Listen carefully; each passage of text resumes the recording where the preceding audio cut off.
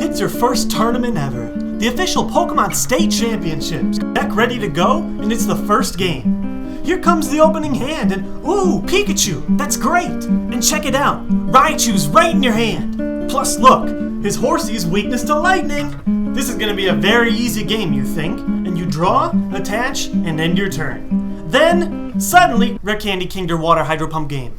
It's all over. You just got Donk.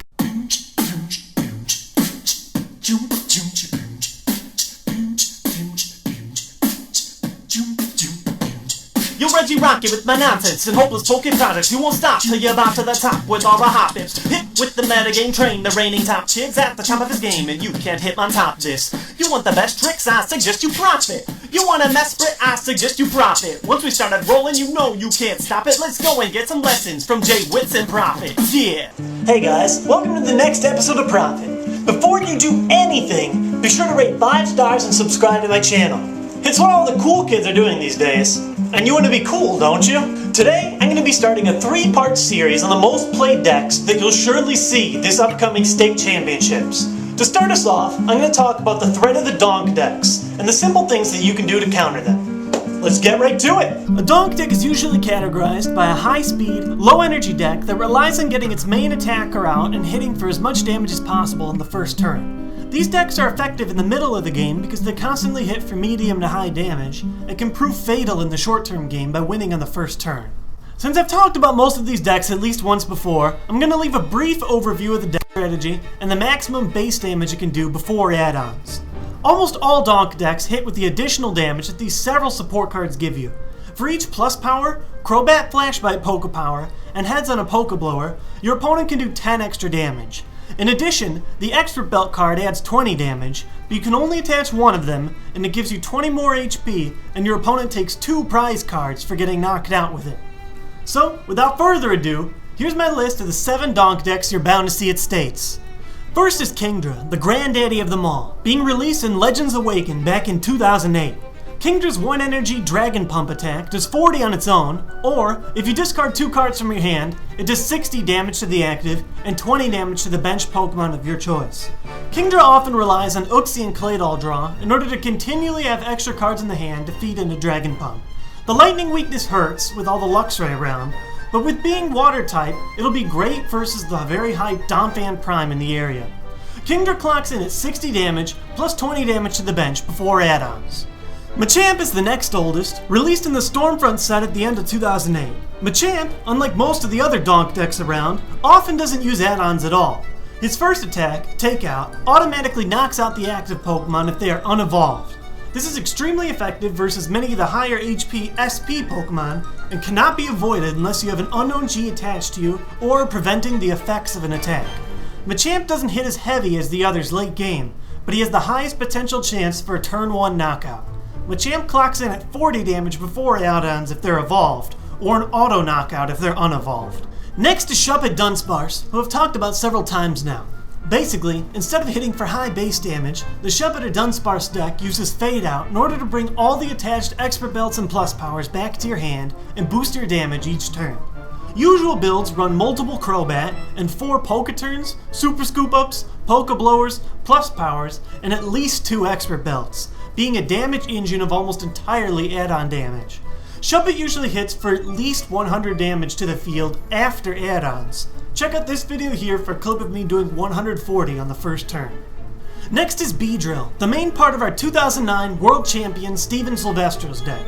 Most Beedrill builds will run 2 Rising Rivals Beedrill and 2 Great Encounters Beedrill, using only the Great Encounters Beedrill to attack.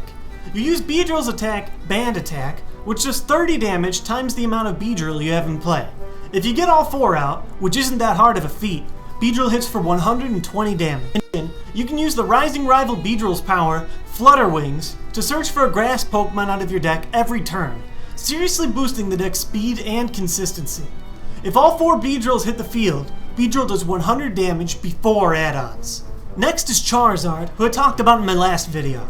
Charizard's attack, Fire Wing, does 30 damage for 1 fire. However, Charizard's body allows him to do 10 more damage for each fire Pokemon on your bench, often filling your bench with other Charizards, Ninetales, and occasionally Typhlosion Prime, Charizard hits for 80 base damage before add-ons. Coming from our new set, the high damage, low HP Jumpluff is still a serious contender. His 1 energy attack, Mass Attack, does 10 damage times the total number of Pokemon in play. Assuming that you run a strong engine for filling your own bench up, Mass Attack will hit for at least 70 damage, 60 for all 6 Pokemon in play, and 10 for at least 1 Pokemon that your opponent must have in play in order to be playing the game. This attack's damage can range from 70 to 120, assuming you have a full bench. But chances are, if your opponent has a full bench as well, you won't be getting the Donk. And last but not least is Donphan Prime, possibly the most hyped card out of our new set. Donphan Prime hits for 60 damage base, at the cost of doing 10 damage to each of your own benched Pokemon. However, Donphan is only a stage 1 as opposed to stage 2 like the other Donk Pokemon, which means he'll have a better chance of hitting the field turn 1. His body also prevents damage, which will make KOing Donphans very difficult. Donphan will without a doubt see play in your state's championships, and he hits for 60 damage before add-ons. So, what can you do to prevent getting donked at your state championship? Here's 5 different steps I recommend if you think losing on turn 1 will be a problem for you. 1 is simply running more basic Pokemon in your deck. The more you run, the better chance you have of not starting with a single basic Pokemon and having the chance of getting donked. 2 is running more Unknown G, who will help prevent a turn 1 knockout by Machamp. He won't help you in any of the other matchups, but if you're running an all-basic deck, or if you know Machamp is heavy in your area, you're gonna need it. 3 is running Mr. Mime, whose Airy Wall Pokebody prevents all damage done to Mr. Mime by Pokemon unless they have 3 energy cards attached to them. Mr. Mime's body prevents the Donk by all of these Pokemon except Machamp, and when used effectively, makes a great barrier.